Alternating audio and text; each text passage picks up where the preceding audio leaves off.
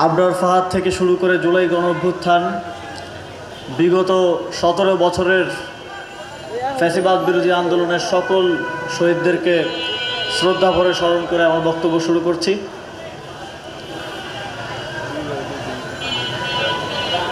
যেদিন আবরার ফাহাদ শহীদ হন, সেদিন ভোর সকালে আমরা যখন জানতে পারি তার শহীদ হওয়ার খবর, তখন আমরা কয়েকজন জাহাঙ্গীরনগর বিশ্ববিদ্যালয়ে অবস্থান করছিলাম। সে সময় আমরা যোগাযোগ করা শুরু করি সবার সাথে যে এই ঘটনার একটা প্রতিবাদ করা প্রয়োজন। তখন একটা গুমোট পরিস্থিতি বিরাজ করছিল। অনেকেই সন্দিহান ছিলেন যে এই ঘটনার প্রতিবাদ করবেন কিনা। অনেকের মন থেকে এই প্রশ্নও আসছিল আমাদের প্রতি যে আবরার ফাহাদ কি শিবির কিনা, যেন বা শিবির হলেই প্রতিবাদ করা যায় না, এরকম একটা পরিস্থিতি ছিল। তবে সে সময় সাহসিকতার প্রথম নিদর্শন দেখিয়েছিল বুয়েটের শিক্ষার্থীরা।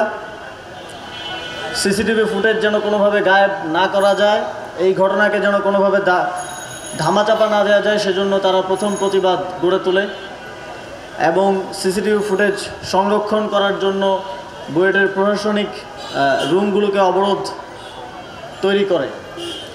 এবং আমরা ঢাকা বিশ্ববিদ্যালয়ের রাজু ভাস্কর্য থেকে প্রথম প্রতিবাদ মিছিলটি বের করি এবং তারপর অব্যাহতভাবে আবরার ফাহাদের হত্যার বিচার চেয়ে আন্দোলন চলমান থাকে। পরবর্তী ইতিহাস আপনারা জানেন। 2020 সালে প্রথম আটস্তম্ভ নির্মাণ করা হয় পলাশীর মোড়ে, যেখানে আজকের আটস্তম্ভ দাঁড়িয়ে আছে। আগ্রাসন বিরোধী আটস্তম্ভ নির্মাণের কয়েক ঘন্টার মধ্যেই সেটা ভেঙে ফেলা হয়। ভেঙে ফেলা হলেও আবরার ফাহাদের স্মরণে আগ্রাসন বিরোধী আটস্তম্ভ বাংলাদেশের মানুষের অন্তরে মনে ছিল বিগত 6 বছর। সেই আটস্তম্ভকে আবারও আমরা সেই একই জায়গায় প্রতিষ্ঠা করার উদ্যোগ নিয়েছি এবং সেটি আজকে উদ্বোধন হওয়ার মাধ্যমে বাস্তবায়িত হয়েছে। 8 স্তম্ভের স্ট্রাকচারের চেয়েও 8টি স্তম্ভে যে 8টি মূলনীতি লেখা আছে সেটা অত্যন্ত গুরুত্বপূর্ণ। সেই মূলনীতিগুলো হচ্ছে সার্বভৌমত্ব, গণতন্ত্র, গণপ্রতিরক্ষা, সাম্প্রদায়িক সম্প্রীতি, অর্থনৈতিক স্বনির্ভরতা, দেশীয় শিল্প, কৃষি ও নদী বন বন্দর রক্ষা, সাংস্কৃতিক স্বাধীনতা এবং মানবিক মর্যাদা। এই শব্দগুলোর মধ্যে এই অঞ্চলের মানুষের দীর্ঘ যে লড়াই এবং ভবিষ্যৎ যেই লড়াই, সেই লড়াইয়ের মূল কথা লিখিত রয়েছে। আমরা যদি এই শব্দগুলোর প্রকৃত বাস্তবায়নের লড়াই চালিয়ে যেতে পারি এবং সফল হতে পারি, তাহলে এই বদ্বীপের মানুষের প্রকৃত স্বাধীনতা অর্জিত হবে বলে আমরা বিশ্বাস করি। আবরার ফাহাদ আমাদেরকে সেই পথ দেখিয়েছেন, সেই অনুপ্রেরণা দিয়েছেন। আমরা মনে করি জুলাই গণঅভ্যুত্থানের প্রত্যেক শহীদের শহীদ হওয়ার যে অনুপ্রেরণা, সেই অনুপ্রেরণা এসেছে আবরার ফাহাদের আগ্রাসন বিরোধী লড়াই থেকে।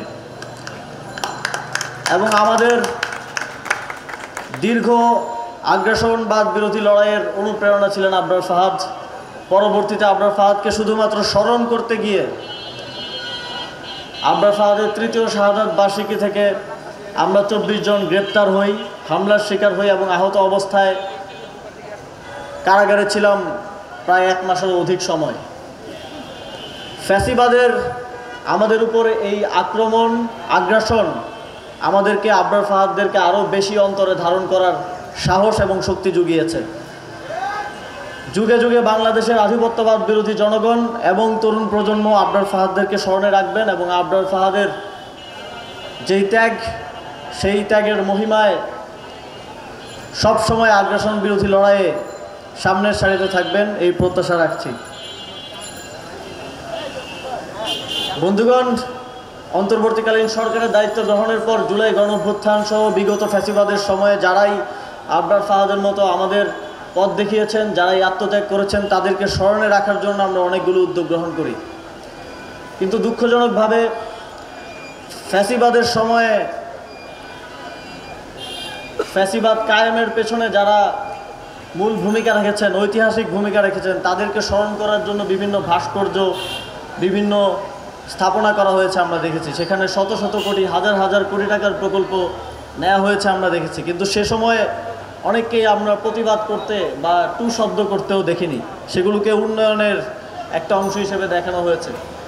অথচ যখন আমরা আবরার ফাহাদের আটস্তম্ভ করতে গেলাম, এই আটস্তম্ভ নির্মাণ করতে ব্যয় হয়েছে মাত্র 39,59,000 টাকা, এবং আরও পারিপার্শ্বিক রাস্তাসহ অন্যান্য সংস্কার কাজগুলো মিলিয়ে সর্বমোট ব্যয় দাঁড়াবে 85 লক্ষ টাকা।